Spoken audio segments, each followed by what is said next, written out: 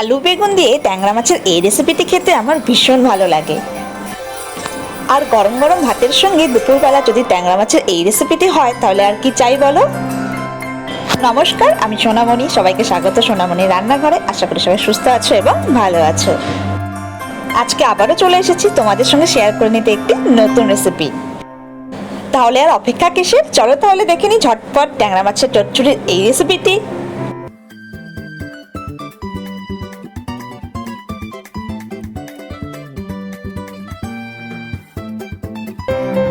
সর্বপ্রথম আমরা আমাদের এখানে ট্যাংরা মাছগুলিকে ভালো করে একটু পরিষ্কার করে কেটে নিয়েছি এবং তারপর লবণ দিয়ে ঘষে ভালো করে জল দিয়ে পরিষ্কার করে ধুয়ে নিতে হবে।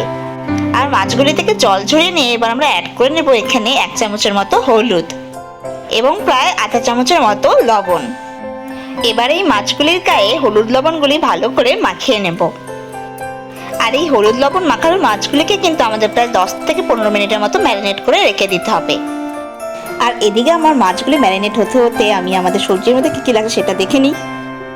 সবার প্রথমে আমি নিয়ে নিয়েছি 2টো টমেটো এবং 3টে বড় বড় পেঁয়াজ। আর নিয়ে নিয়েছি 2টো লম্বা লম্বা বড় মাপের বেগুন। আর এই ছোট ছোট বেগুনগুলি দিয়ে কিন্তু ছোট মাছ চচ্চড়ি খেতে ভীষণ ভালো লাগে। আর এদিকে দেখো আমি বেগুনগুলিকে কিন্তু একদম সরু সরু করে কেটে নিয়েছি। আর এবার নিয়ে নিয়েছি এখানে প্রায় 3টের মতো মাঝারি মাপের আলু।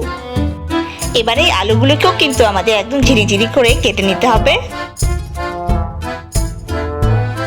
আর পেঁয়াজগুলোকেও এখানে ঝিরিঝিরি করে আমি কেটে নিয়েছি। লম্বাভাবে পাতলা পাতলা করে কেটে নেওয়া টমেটো। এবার আলুগুলোকে একটু পরিষ্কার করে জল দিয়ে আমাদের ধুয়ে নিতে হবে। আর ধোয়ার পর আলুগুলোকে কিন্তু আমাদের একটু জল ঝরিয়ে নিতে হবে। এবার একটি বড় পাত্রে আমাদের ধুয়ে নেওয়া আলুগুলো আমরা নিয়ে নেব।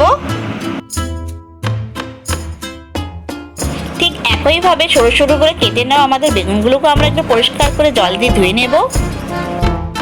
আর বেগুনকে বেশিক্ষণ কিন্তু জলে ভিজিয়ে রাখলে সেটা কিন্তু কালো কালো হয়ে যায়, তাই খুব শীঘ্রই আমাদের জল ঝরিয়ে নিতে হবে বেগুন থেকে। আর বেগুনগুলি থেকে পুরোপুরি জল ঝরে এলে আমরা আলুর পাত্রে বেগুনগুলিকেও নিয়ে নেব। এবার আলু বেগুনের সঙ্গে অ্যাড করে নেব আমাদের কেটে নেওয়া টমেটো এবং কেটে নেওয়া কুচনো পেঁয়াজ। এবারে সবজিগুলোতে আমরা নিয়ে নেব 1 চামচের মতো হলুদ।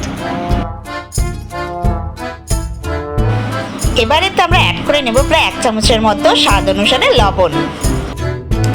আর নিয়ে নেব 3টি চেরানো কাঁচা লঙ্কা। আর এখানে রয়েছে প্রায় হাফ টিস্পুনের মতো জিরে গুঁড়ো। এবার অ্যাড করে নেব প্রায় 1 টিস্পুনের মতো কাশ্মীরি মির্চ। আর ঝালের পরিমাণটা তোমরা নিজস্ব স্বাদ অনুসারে তোমাদের মতন করে নিয়ে নেবে। আর এবার অল্প করে সর্ষের তেল নিয়ে আমাদের কিন্তু এই সমস্ত উপকরণগুলিকে ভালো করে মেখে নিতে হবে। আর এই কাজটি কিন্তু একটু সময় সাপেক্ষ, তাই একটু ধৈর্য করে আমাদের কিন্তু ভালো করে সবজিগুলোকে মশলার সঙ্গে মিক্সড করে নিতে হবে। আর সমস্ত সবজিগুলির গায়ে যেন মশলাগুলি ভালো মতন লেগে যায় ততক্ষণ পর্যন্ত আমাদের কিন্তু এই কাজটি একদম কন্টিনিউ করে যেতে হবে। আর আমাদের কিন্তু তেল মশলা মাখিয়ে এই সবজিগুলি একদম রেডি হয়ে গেছে। আর এবার এটাকে কিন্তু আমাদের প্রায় 10 থেকে 15 মিনিটের মতো সময় ধরে একটু ম্যারিনেট করে রেখে দিতে হবে। আর সবজিগুলি ম্যারিনেট হতে হতে আমরা এদিকে আমাদের মাছগুলিও ভেজে নেব। আর তাই এখানে কড়াই বসিয়ে গরম হয়ে এলে আমি নিয়ে নিয়েছি সর্ষের তেল। আর এদিকে দেখো আমাদের তেলও কিন্তু ভালো মতন গরম হয়ে হালকা হালকা ধোঁয়া বেরোতে শুরু করেছে। এবার আমরা এতে দিয়ে দেবো আমাদের ম্যারিনেট করে রাখা মাছগুলিকে। আর এই মাছগুলিকে কিন্তু আমাদের এক সাইড ভালো মতন করে ভেজে নিয়ে তারপর উল্টে দিতে হবে। আর এই সময় কিন্তু মাছগুলো একটু ভালো মতন এক সাইড ভাজা হলে তারপরেই কিন্তু আমাদের উল্টে দিতে হবে, নাহলে কিন্তু মাছগুলি ভেঙে যেতে পারে। আর এদিকে দেখো আমাদের মাছগুলো কিন্তু ভাজা ভাজা হয়ে গিয়েছে, তাই আমরা কিন্তু এবারে মাছগুলোকে নামিয়ে নেব। আর এই ছোট ছোট ট্যাংরা মাছগুলোকে কিন্তু আমরা খুব একটা কড়া করে ভাজবো না, একটু লাইট ব্রাউন হলেই কিন্তু আমাদের মাছগুলো ভাজা প্রায় হয়ে যাবে, তখনই কিন্তু আমাদের নামিয়ে নিতে হবে। এবার আরেকটু সর্ষের তেল অ্যাড করে নিয়ে আমি এখানে ফোড়নের জন্য দিয়ে দিচ্ছি কালো জিরে এবং গোটা শুকনো লঙ্কা এবং একটা তেজপাতা। আর শুকনো লঙ্কা তেজপাতা একটু লাল লাল করে ভাজা হয়ে এলেই আমরা এখানে আমাদের অ্যাড করে নেব ম্যারিনেট করে রাখা সবজিগুলো। এবার এতে প্রায় 1 বাটির মতো জল আমরা অ্যাড করে নেব। এবার হালকা করে একটু সবজিগুলোকে নেড়ে নিয়ে আমরা কিন্তু কিছুক্ষণের জন্য এটাকে একদম ঢেকে দেব।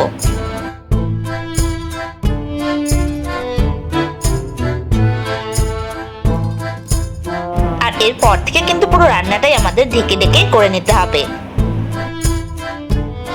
আর প্রায় 10 থেকে 15 মিনিটের মতো ঢেকে দেওয়ার পর দেখো কি সুন্দর করে টকবক করে ফুটতে শুরু করে দিয়েছে।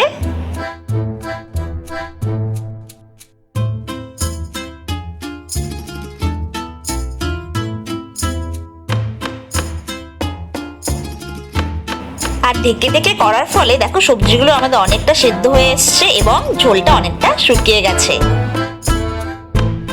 আর এই পর্যায়ে আমরা অ্যাড করে নেব আমাদের ভেজে রাখা ট্যাংরা মাছগুলো। এবার মাছগুলোকে কিন্তু আমাদের আলতো আলতো করে ছাড়িয়ে ছাড়িয়ে দিতে হবে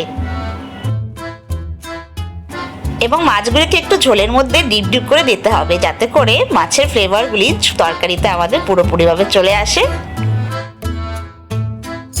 আর এই পর্যায়ে কিন্তু আঁচের ফ্লেম আমরা একদম মিডিয়াম করে রাখবো যাতে করে নিচ থেকে লেগে না যায়।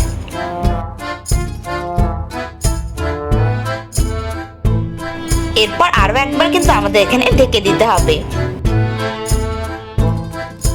আর এইভাবে কিন্তু হালকা আছে ভাপে ভাপে ট্যাংরা মাছের চচ্চড়ি রান্না করলে ট্যাংরা মাছের চচ্চড়ির স্বাদ কিন্তু আরো বেড়ে যায়।